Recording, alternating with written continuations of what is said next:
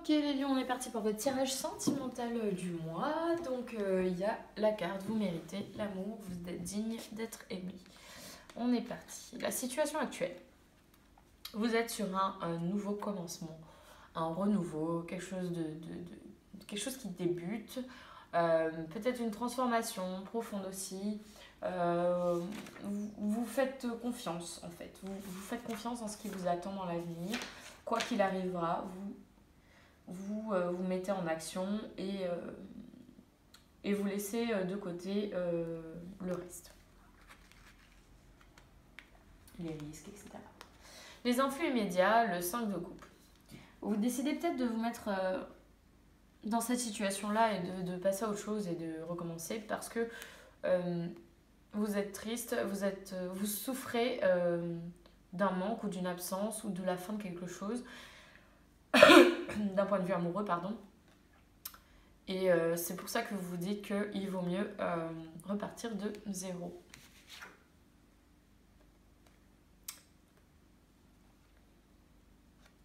Le fondement de la situation.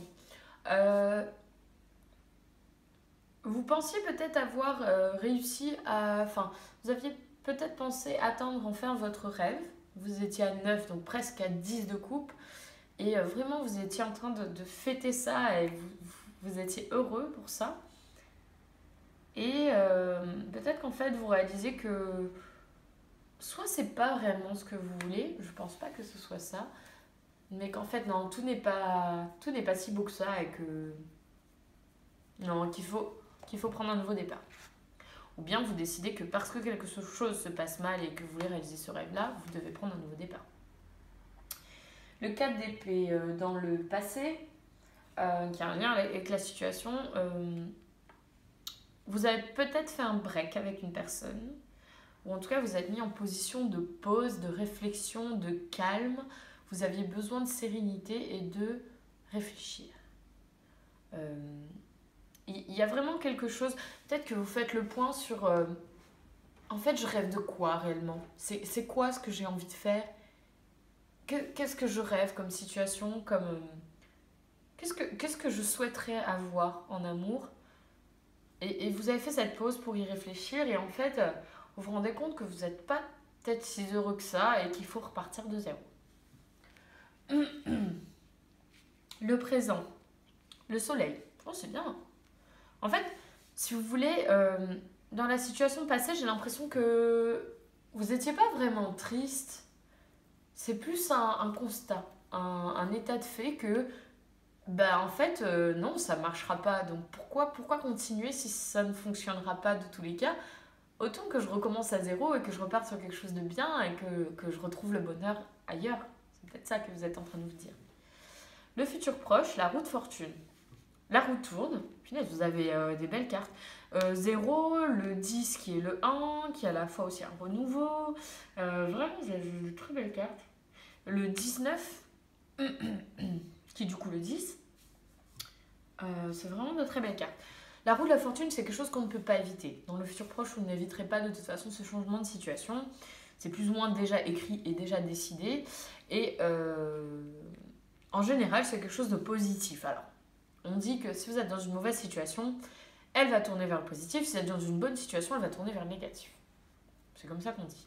Je pense dans tous les cas, moi déjà je pense qu'elle est positive, mais je pense aussi dans tous les cas que vu que vous êtes dans une situation de réflexion en train de faire le point en vous disant non, en fait c'est pas ça qu'il vous faut, qu'il faut partir à autre chose, hop, la roue elle tourne et vous allez être dans une... Enfin, vous êtes dans une situation de bonheur parce que vous y êtes déjà.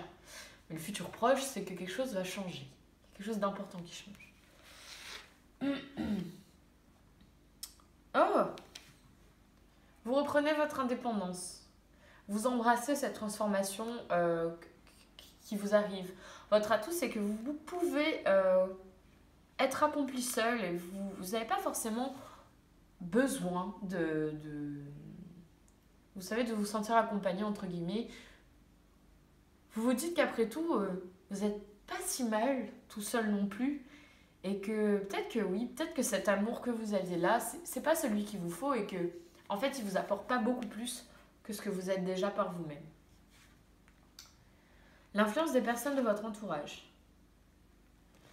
On vous met peut-être une épée de Damoclès. On vous demande peut-être, c'est le 2 d'épée. On vous demande peut-être de prendre une décision. Et pour l'instant, vous n'êtes pas tout à fait sûr de la décision que votre entourage vous demande de prendre. Ou en tout cas, oui, si, que votre entourage vous demande de prendre. Mais je pense pas que ça va vous bloquer très très longtemps, ce point-là. Vos espoirs et vos peurs.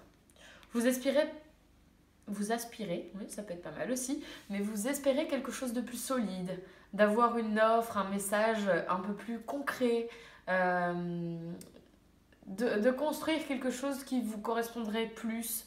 Euh, vous préférez attendre, vous préférez que l'offre soit lente, que le message vienne lentement, que la personne prenne tout son temps, que de vous lancer dans une relation qui vous apportera pas beaucoup plus que ce que vous avez aujourd'hui. Vous préférez peut-être vous dire, c'est pas celle qu'il me faut, il vaut mieux que je reste par moi-même, et de toute façon, la bonne chose arrivera dans son bon temps. En plus, la roue de fortune, vous avez probablement raison. Oh, d'accord, je m'attendais pas du tout à ça. L'issue de la situation, c'est le 3 d'épée. Ah si. Ah non, c'est tout à fait logique, mais je pense que c'est pas vous qui souffrez en fait. Enfin, il y a peut-être pas de souffrance derrière ce 3 d'épée.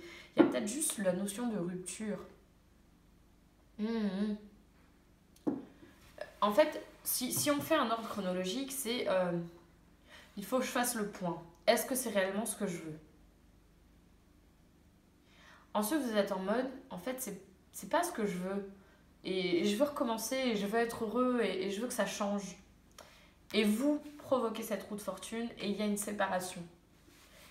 Et vous êtes en séparation, et vous vous dites, je suis bien aussi par moi-même. On vous demande aussi de prendre une décision, et vous dites, en fait, je suis bien par moi-même.